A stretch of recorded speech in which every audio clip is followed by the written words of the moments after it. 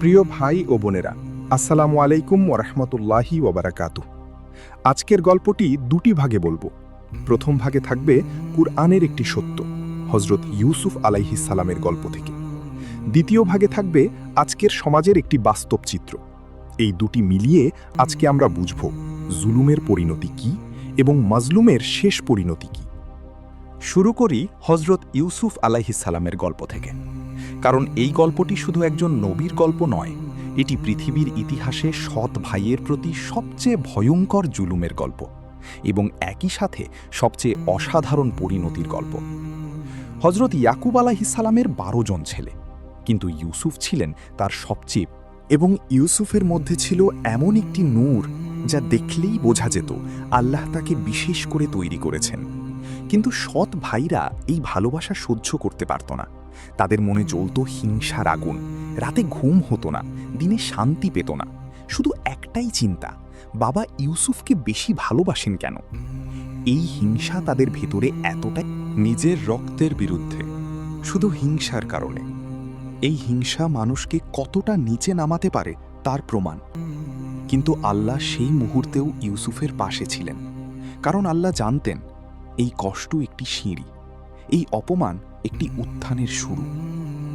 ভাইরা ইউসুফকে কূপে ফেলে দিল, তারপর বাবার কাছে এলো কাঁদতে কাঁদতে। মিথ্যা রক্ত মাখানো। হজরত ইয়াকুব আলাইহিস সালাম বুঝলেন এটা মিথ্যা, কিন্তু বললেন, সবরুন জামিল, সুন্দর ধৈর্যই আমার পথ। এবার দেখুন জালিমরা কি পেল। ভাইরা ভেবেছিল ইউসুফকে শেষ করে দিলে বাবার ভালোবাসা তাদের দিকে আসবে, কিন্তু কি হলো? বাবার কান্না আরও বেড়ে গেল। জুলুম করে জালিম যা চেয়েছিল তার উল্টোটা পেল। এবার আসুন আজকের বাস্তব জীবনে। আমাদের সমাজে সৎ ভাইয়ের সমস্যা একটি পুরনো ব্যথা, বিশেষত যেখানে বাবা দ্বিতীয় বিয়ে করেছেন, সেখানে সন্তানদের মধ্যে বৈষম্য, হিংসা, জুলুম, এটা আমাদের চারপাশে প্রতিদিন ঘটছে। দ্বিতীয় স্ত্রীর ছেলে জাহেদ, বাবা মারা যাওয়ার পরে সম্পত্তি নিয়ে শুরু হলো বিবাদ। জাহেদ ছিল দ্বিতীয় স্ত্রীর ছেলে, সৎ ভাই। রাহেল এবং তার মা মিলে ষড়যন্ত্র করল, কাগজপত্র জাল করল, আদালতে মিথ্যা সাক্ষী দিল এবং জাহেদকে তার বাবার সম্পত্তি থেকে বঞ্চিত করল। জাহিদ মানুষের দ্বারে দ্বারে গেল, উকিলের কাছে গেল। একদিন মসজিদে ফজরের নামাজের পরে বসে কাঁদছিল।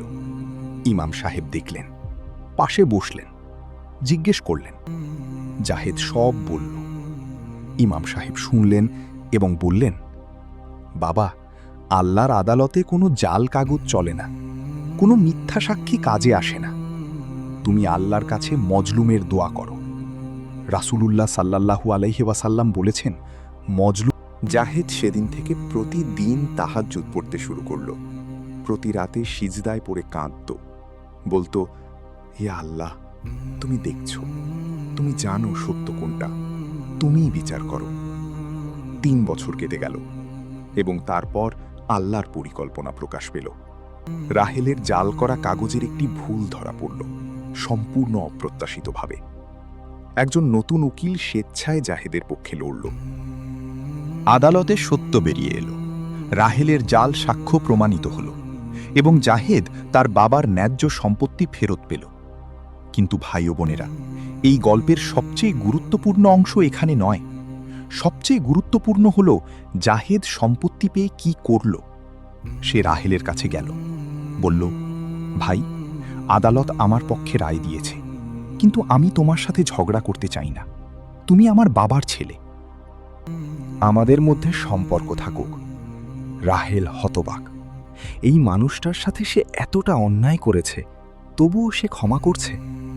রাহেলের চোখে পানি এলো। সে বলল, ভাই, আমি ভুল করেছি, আমাকে মাফ করো। এই দৃশ্যটা ইউসুফ আলাইহিস সালামের সেই মুহূর্তের মতো, যখন ভাইরা তার সামনে এসে দাঁড়িয়েছিল এবং ইউসুফ বলেছিলেন, লা তাসরিবা আলাইকুমুল ইয়াউম। আজকে ভাই ও বোনেরা, এই দুটি গল্প থেকে আজকে 3টি সত্য মনে রাখুন। প্রথম সত্য, জুলুম কখনো টেকে না।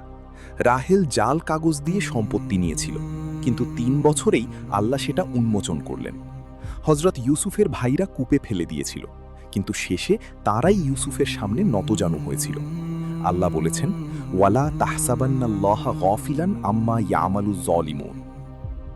জালিমরা যা করে আল্লাহ তা থেকে গাফেল নন। দ্বিতীয় সত্য, মজলুমের দোয়া সবচেয়ে শক্তিশালী অস্ত্র।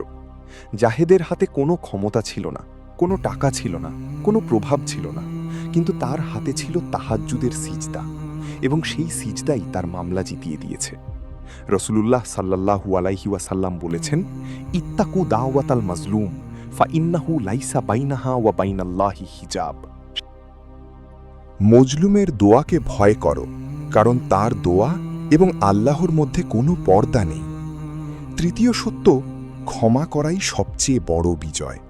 জাহেদ ক্ষমা করেছে, ইউসুফ ক্ষমা করেছিলেন। এই ক্ষমা দুর্বলতা নয়, এটা সবচেয়ে বড় শক্তি, কারণ এই ক্ষমার মাধ্যমে আল্লাহর সাথে সম্পর্ক আরও গভীর হয়। এবং আল্লাহ বলেছেন, ওয়াল আফিনা আনিন নাস, যারা মানুষকে ক্ষমা করে তাদের আল্লাহ। প্রিয় ভাই ও বোনেরা, আজকে যদি আপনি সেই মানুষ হন যার উপর জুলুম হয়েছে, নিজের পরিবার থেকে, নিজের ভাই থেকে, তাহলে হতাশ হবেন না। আল্লাহর আদালতে যান, তাহাজ্জুদের সিজদায় যান, মজলুমের দোয়া করুন এবং বিশ্বাস রাখুন, আল্লাহ দেখছেন, আল্লাহ শুনছেন এবং আল্লাহর বিচার আসবে ঠিক সঠিক সময়ে। আল্লাহ সুবহানাহু ওয়া তাআলা আমাদের সবাইকে জুলুম থেকে রক্ষা করুন। যারা জুলুমের শিকার, তাদের মাজলুমের দোয়া কবুল করুন এবং আমাদের পরিবারগুলোতে ইনসাফ ও ভালোবাসা প্রতিষ্ঠা করুন। আমিন ইয়া রাব্বাল আলামিন। জাযাকুমুল্লাহু খাইরান কাসীরা। এই গল্পটি সেই মানুষটির কাছে পাঠান যে হয়তো আজ জুলুমের শিকার এবং হতাশায় ডুবে আছে, কারণ এই গল্পটিই হয়তো তার জন্য আল্লাহর পক্ষ থেকে একটি বার্তা। আল্লাহ হাফেজ।